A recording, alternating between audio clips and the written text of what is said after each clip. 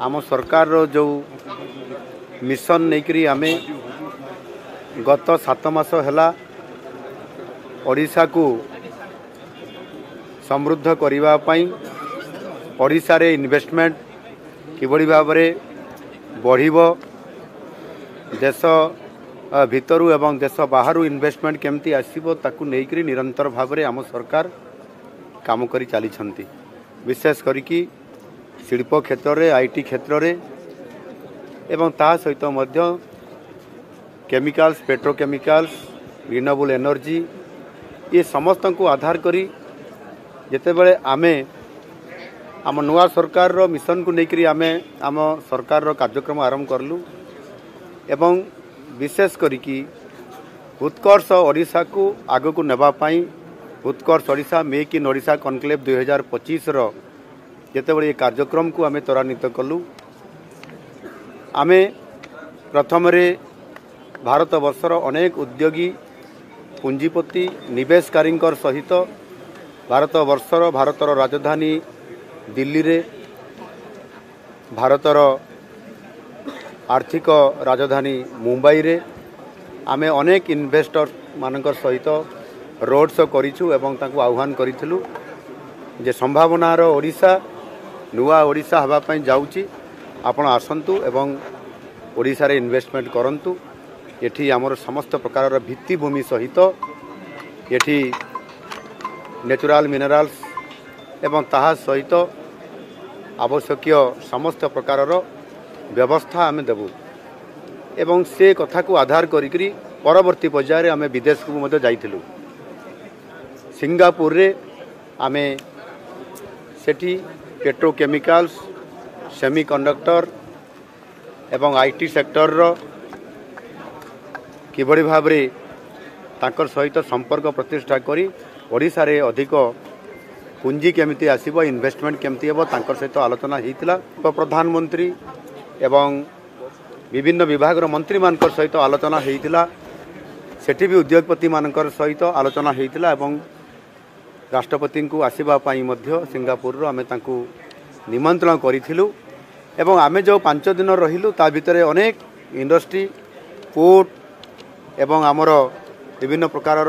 IT centre ITES ये समस्त को देखिलु तांकर सहित आलोचना कला परे आमे निमंत्रण भी करिथिलु एवं वर्ल्ड रो सबुठारु लाटेस्ट माने तांको टेक्नोलॉजी रे एवं समानकर मैनेजमेंट रे समान किबळी भाबरे अधिक पारदर्शिता लाभ करिसंती एवं तांकर सहित आमर कोलाबोरेशन हेले ओडिसा रो मध्य प्रभुत्व डेवलपमेंट हो पारिबो ये विभिन्न सेक्टर रे और सेति पई आम निमंत्रण जो आमे करितलु से निमंत्रण को आज रक्षा करिकरी आमर रिपब्लिक ऑफ सिंगापुर रो आमर राष्ट्रपति महोदय आज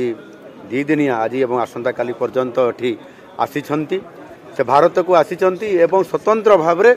भारत को आसिला परे ओडिशा को आसीछंती जेबडी भाव रे आलोचना करितलु प्रथम थर करी विदेशरू एक स्वतंत्र भाव में से राष्ट्र मुख्यंकर सहित आलोचना कला परे आज से ओडिशा को आसी एठी वर्ल्ड स्किल सेंटर रे जेभली भाव में से एठी आसिले आलोचना हैला प्रथम आईटीसी होटेल्स रे तांकर सहित आमर द्विपाक्षिक आलोचना आरंभ हैला एवं आफ्टरनून रे एठी से आसिकी तांकर सहित इंटरप्शन हैला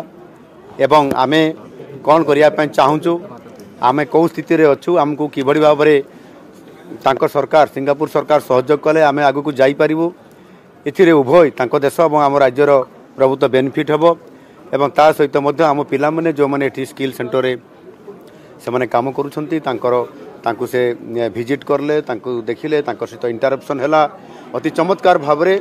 ये जो कार्यक्रम हैला नुआ सरकार मात्र आसीबार 7 मास ये भितरे आज आमे जेभली भाव में आज आमको एवं आमको सहयोग करिया पई एवं उभय कोलाबोरेशन रे काम को त्वरान्वित करने जेभली भाव में से आमको आज आसिक ये सहयोग कले एवं आमको आम कार्यक्रम रे खुशी व्यक्त करले सहयोग करने संपूर्ण भाव में हाथ बढ़ेले 8टी विभाग एमओयू होती आहरी अनेक विभाग आगामी दिन में एमओयू हेब ये समस्त कथा को ओडिशा को से जानुंट देखिए एवं आमर जेभली भाव में ये मैन पावर अच्छी एटी आमर इंफ्रास्ट्रक्चर आज अच्छी एटी पोर्ट अच्छी एठी आमर मिनराल्स अच्छी माइन्स अच्छी ये समस्त को देखिक किभली भाव में आगामी दिन में ओडिशा सहित संपर्क प्रतिष्ठा कले ओडिशार अर्थनैतिक क्षेत्र में आमर ग्रोथ इंजिन हिसाब से काम करिवो एवं सिंगापुर मध्य से अनुसार से तांकर संपर्क रे तांकर मध्य विकास हो पारिबो सेथिपाई ए जो आज एमओयू साइन हैला निश्चित भाव में ओडिशार प्रभुत्व लाभ हो आगामी दिन में ये समस्त विषय आपण माने को विषय जना जीवो ये पर्याप्त विषय भितर मु आपण मान को एतकी कहबी कि जो सेक्टर आम करूछु आम ओडिशा रे जोठी हमर ये यार फिजिबिलिटी रहिबो जोठी हमर लोकेशन आइडेंटिफिकेशन हबो उभय सरकार को मिलित लोकेशन को चिन्हट करला पर ये कार्यक्रम खूब शीघ्र आरंभ करा जिवो।